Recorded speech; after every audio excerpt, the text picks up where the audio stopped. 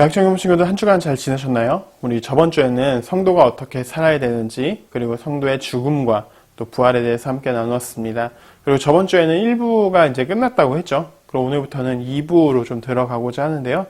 2부에서 가장 첫 번째인 도덕법에 대해서 함께 좀 살펴보고자 합니다. 도덕법에 대해서 함께 이야기를 나누기 전에 이런 질문들을 좀 함께 얘기를 해보고자 하는데요. 십계명은 구약시대의 사람들만 지킨 법이 아닌가? 이런 질문들, 또 세상이 막 변해가고 빠르게 변해가는데 여전히 우리는 성경에 있는 말씀을 지켜야 할까? 또 예수를 믿지 않아도 착하게 사는 사람들이 많죠. 근데 이런 사람들을 어떻게 생각해야 될까에 대한 고민들, 이런 고민들에 대한 답들을 좀 함께 이 웨스트민스터 요리문답에서 함께 찾아보고자 합니다. 그러면 웨스트민스터 요리문답 함께 보고 오시죠.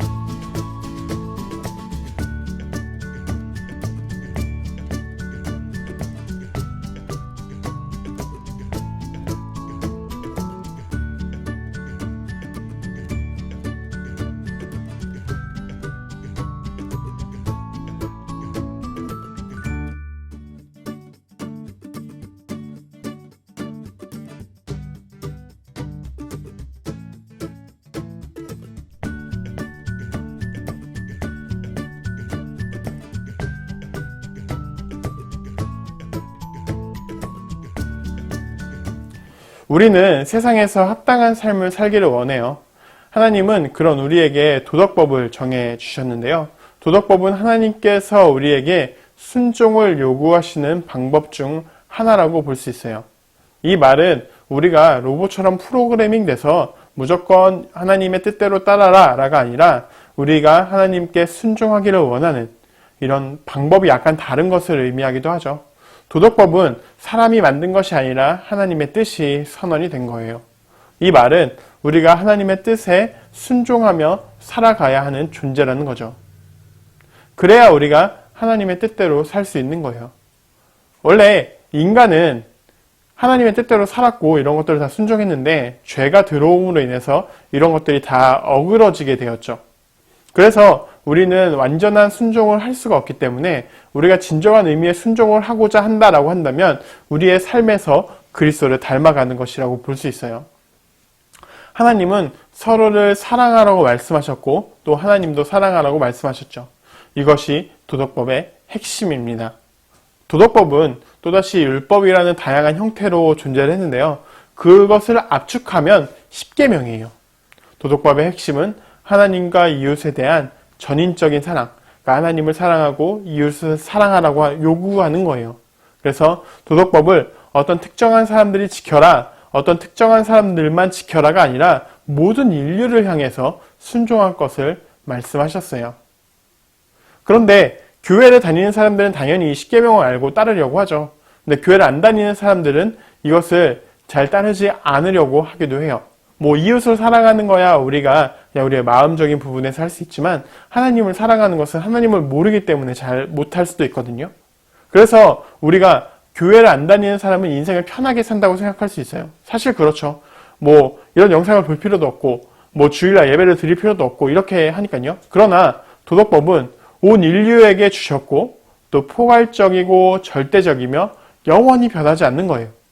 그래서 교회를 안 다녀서 무시할 수 있을지는 모르겠지만 이 진실 자체가 부정되진 않는 거예요. 이제 십계명에 대해서 좀 더 이제 계속 이야기를 할 텐데요. 한 2주간. 오늘은 십계명의 서론에 대해서 좀 함께 살펴볼 거예요. 왜냐하면 도덕법의 요약이 십계명이기 때문이죠. 십계명은 시작하기 전에 서문이라는 게 있어요. 그리고 계명 자체의 내용이라는 게 있고 또 계명을 설명하기 위한 각각의 조금의 더 이유들이 있습니다. 이후 십계명 파트에서 이건 좀 자세하게 살펴볼 건데요. 십계명은 하나님께서 대충 규칙을 몇 개 정해줘서 야 니네 인간들 지켜라 이게 아니라 하나님의 영원한 도덕법에 의해서 또 그 도덕법에 순종하게 만든 거예요. 이것을 압축한 거죠. 무한한 하나님이 연약한 인간에게 도덕법을 알려주시기 위해서 하나님은 십계명을 목소리로 들려주셨고 친히 돌판에 새겨주셨고 또 성경에 기록하셨어요. 모두 하나님으로부터 시작되었고 그래서 십계명을 다른 법전처럼 해석해서는 안 된다는 거죠. 우리가 십계명과 많이 이제 비교하는 게 함무라비 법전인데요. 이런 것과 이거 십계명을 비교해서 똑같이 대응해서는 안 된다는 거예요. 그러면 우리 십계명의 서문에 대해서 좀 함께 살펴볼까요? 십계명의 서문은 애굽 땅 종되었던 집에서라고 이야기를 합니다.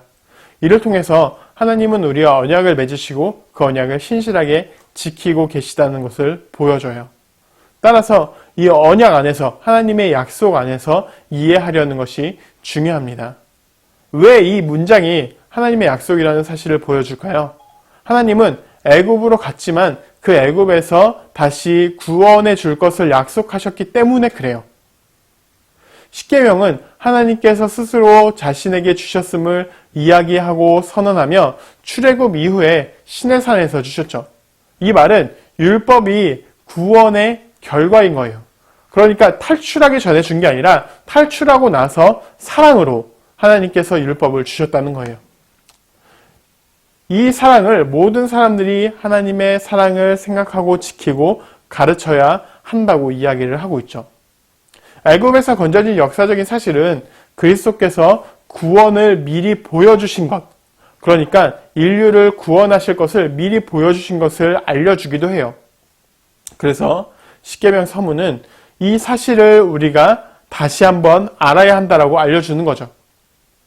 십계명 서문의 핵심은 하나님은 어떤 분인가에 대한 대답으로 너희의 하나님 여호와, 우리의 하나님 여호와죠. 성경은 너희의 하나님이라고 되어 있지만 우리의 하나님 여호와라고 이야기를 하고 하나님께서 우리에게 무엇을 하셨는가에 대한 질문에 애굽 땅 종되었던 집에서 이끌어냈다라고 이야기를 하고 있습니다.